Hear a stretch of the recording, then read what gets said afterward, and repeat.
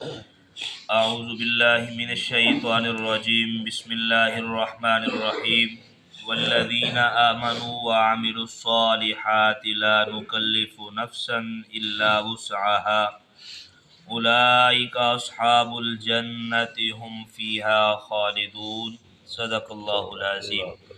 الصلاة والسلام علیک یا سیدی یا رسول اللہ وعلی آلک واصحابک یا سیدی یا رحمت للعالمین۔ والذین آمنوا وعملوا الصالحات، اور وہ جو ایمان لائے اور انہوں نے اچھے اعمال کیے، لا نکلف نفسا الا وسعها، ہم کسی پر طاقت سے زیادہ بوجھ نہیں ڈالتے۔ اولئک اصحاب الجنت ہم فیہا خالدون، وہ جنت والے ہیں، وہ اس میں ہمیشہ رہیں گے۔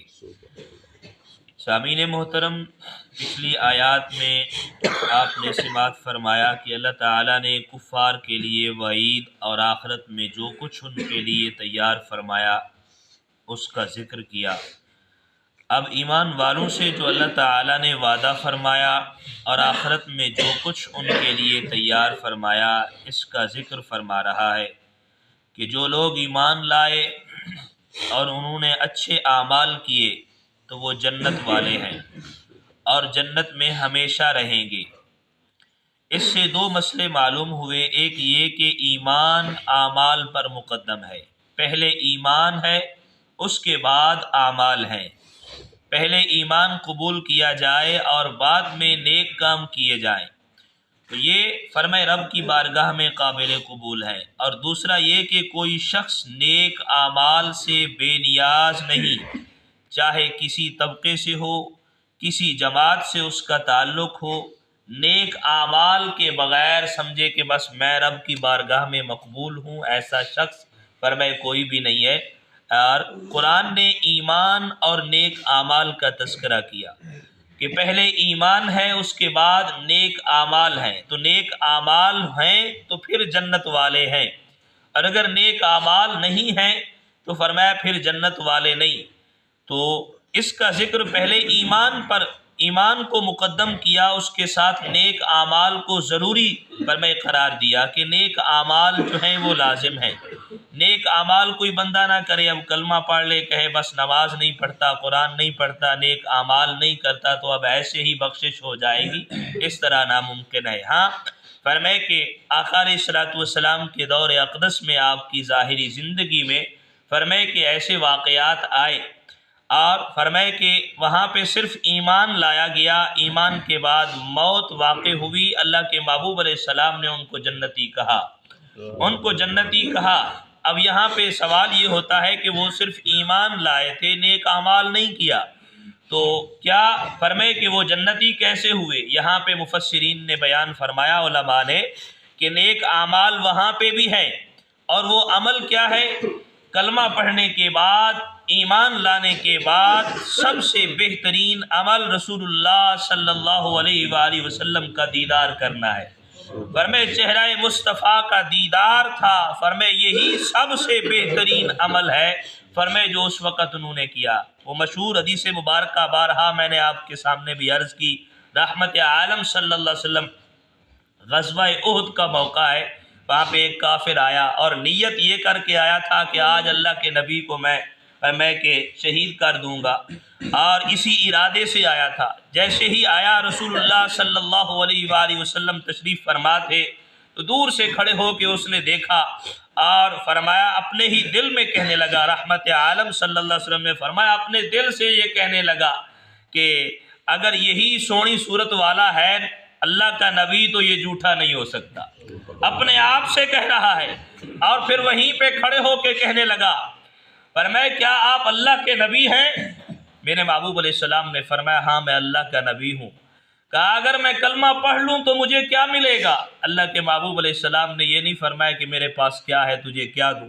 ہاں آج لوگ کہتے ہیں اللہ کے نبی سے مانگتے ہو تم، فرمایا کہ وہ تو دینے والی ذات صرف اللہ کی ہے، لیکن وہاں پہ کریم آقا صلی اللہ علیہ وسلم نے فرمایا جو مانگو گے تمہیں دیا جائے گا، جو مانگو گے دیا جائے گا۔ اب کوئی دنیا کا مال مانگے، دنیا کی دولت مانگے، وہ سامنے ہے دی جا سکتی ہے۔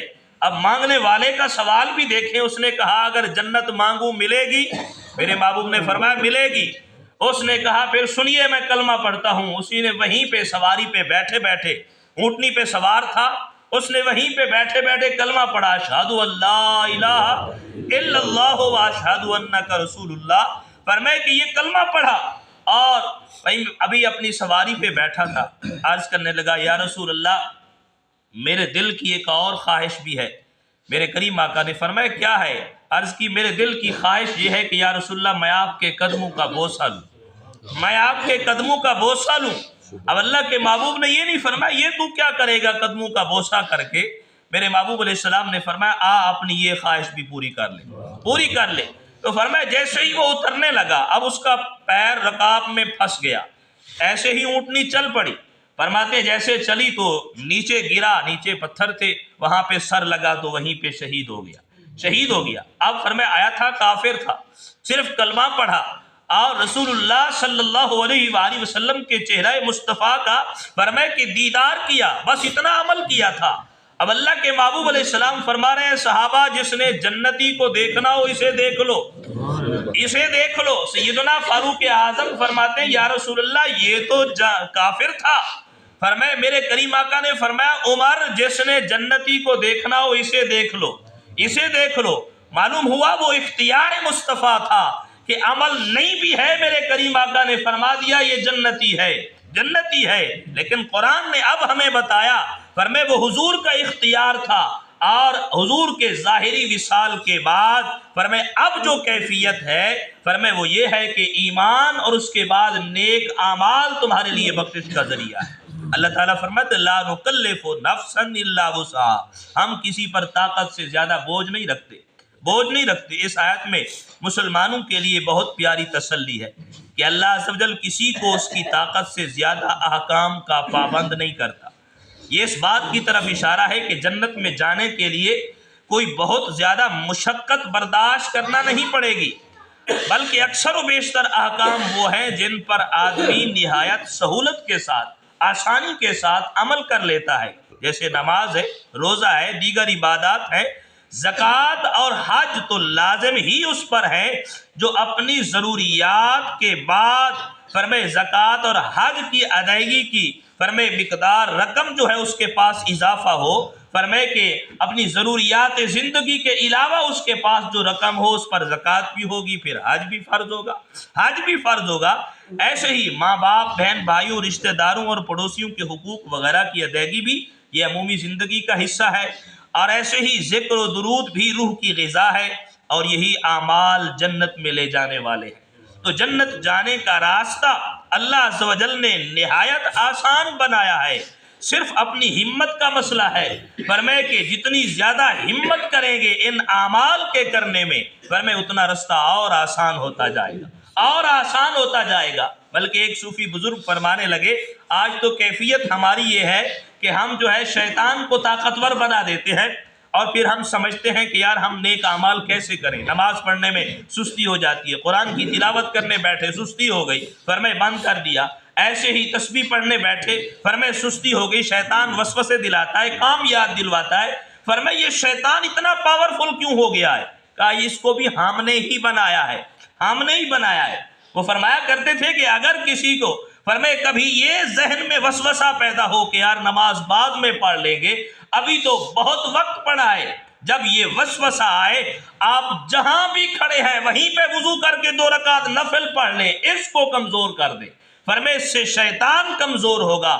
جب بھی ایسا وسوسہ پیدا ہو فرمائے اسی وقت آپ فرمائے کہ ذکر اذکار شروع کر دیں، تسبیح پڑھیں، درود و سلام پڑھیں، اللہ کے کلمات کا ذکر کریں، اسماء کا ذکر کریں، تو فرمائے کہ یہ شیطان ان ذکروں سے کمزور ہوتا ہوتا فرمائے نیچے زمین پر گر جائے گا، اور اسے اتنی ہمت نہیں ہوگی تمہیں ورگلانے کی، تمہیں وسوسے ڈالنے کی۔ جب تم اللہ کے ذکر کے ذریعے اس کو کمزور کرو گے تمہارے نیک اعمال میں اور کثرت ہوگی، اور دل میں فرمائے روشنی پیدا ہوگی، نیک اعمال کی مٹھاس تمہیں محسوس ہوگی، اور یہ یقین ہوگا کہ دل میں جب بھی اللہ کا ذکر کیا جاتا ہے سرور آ جاتا ہے، سرور آ جاتا ہے۔ یہ کیفیات تب پیدا ہوگی جب فرمایا تم شیطان کو کمزور کرو گے۔ تو اللہ تبارک و تعالی نے اسی چیز کا ذکر فرمایا والذین آمنوا وعملوا الصالحات، فرمائے وہ لوگ جو ایمان لائے اور اچھے اعمال کیے، فرمایا کہ اولئک اصحاب الجنہ، یہی جنت والے ہیں، ہم فیہا خالدون، اس میں ہمیشہ رہیں گے۔ لیکن یہ بات بھی بتائی ضمناً کہ لا نکلف نفسا الا وسعها، ہم طاقت سے زیادہ کسی پر بوجھ نہیں ڈالتے، جتنی کوئی ہمت کر سکتا ہے۔ اب یہاں پہ مسئلہ پھر وہی ہے، فرمائے کہ اللہ تعالیٰ کسی کی ذات پر بوجھ نہیں ڈالتا۔ مثال میں عرض کروں، ایک بندہ معذور ہے، اب کھڑا ہو کے نماز نہیں پڑھ سکتا، بیٹھ کے پڑھتا ہے، میرے رب نے فرمایا بیٹھ کے پڑھ، محبوب علیہ السلام فرماتے ہیں بیٹھ کے پڑھ لو۔ اور اگر کوئی بیٹھ کے بھی نہیں پڑھ سکتا، کہا لیٹ کے اشارے سے پڑھ سکتا ہے، تب بھی پڑھ لے، فرمائے کہ نماز تو پڑھنی ہے، لیکن یہ کیفیات کیوں بدلی؟ کہا میرے بندے کو تکلیف نہ ہو، میرے بندے کو تکلیف نہ ہو۔